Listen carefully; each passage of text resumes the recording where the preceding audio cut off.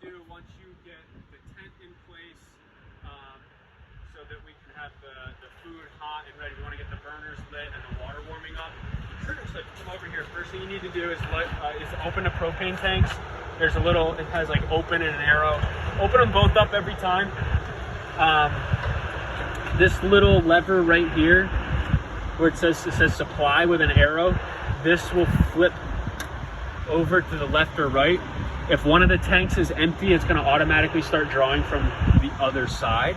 So what we like to do, like once this one runs dry, we'll put a full tank on here, and then you're going to switch the supply over to the one that might have a half a tank. So you're always bleeding them totally dry, and then it will flip over to the full tank, and you can always make sure you have at least one full tank when you start the day. So these are good to go. I open them up. While we're doing that, on here, these shelves, they just go down. We have these like little clips, you can see. They do come off all the way. You don't ever have to take them off. Just bring them up flat and make sure they lock into their place. If you don't latch them in all the way, you might wind up with ones like that. So just make sure that it's fully set and solid. Down here, these flaps lift up. This is important. So this is how we light all the burners. Hold on, going out of order. Put the water in it before you light the burner so you don't burn the cooler or melt the cooler or burn out the stainless. Get the cooler out of there. Got our water bucket. Another thing, this is the water drain. If the yellow's down following the column, it means that it's open. You pull it forward, that's going to close off that ball valve.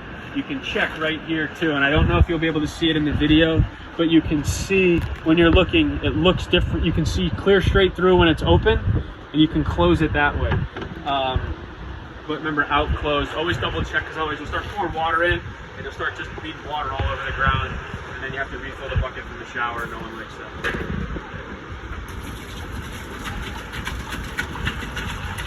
You're going to want to put about half of this bucket into the table. We'll save the other half for the hot dog steamer, and then if we need to add to it throughout the day. Now, a couple of things on this. There's three parts to the mechanism for this. There's on, pilot, and off. What you have to do is light the pilot, and the pilot is it's this little piece right here. I think you can probably see it in the video. Yep, yeah. So to light that, you got to push this in, and you need to hold it for about 20 to 30 seconds. What that's doing is drawing the propane fuel from the tanks through the lines and over to the burner right here. So now that I don't know if I've held it long enough, but I'm gonna give it a shot. You just take one of these lighter sticks, hold it right here.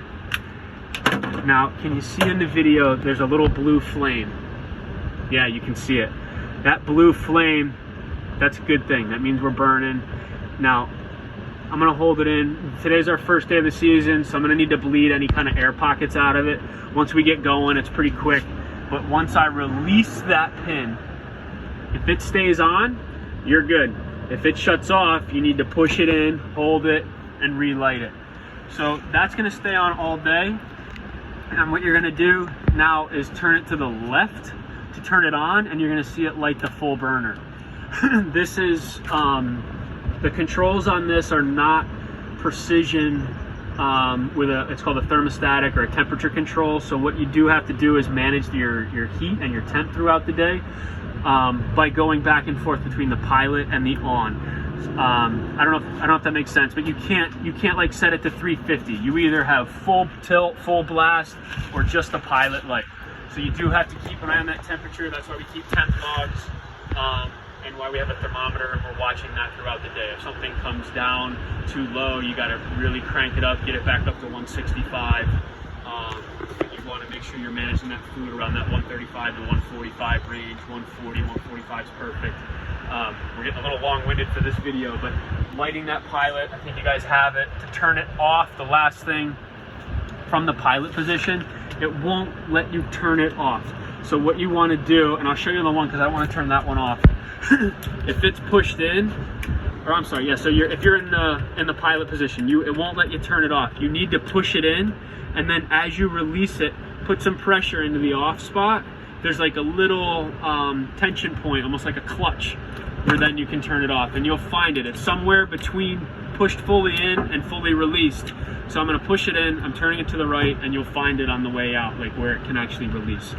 That's it for pilots. Have a great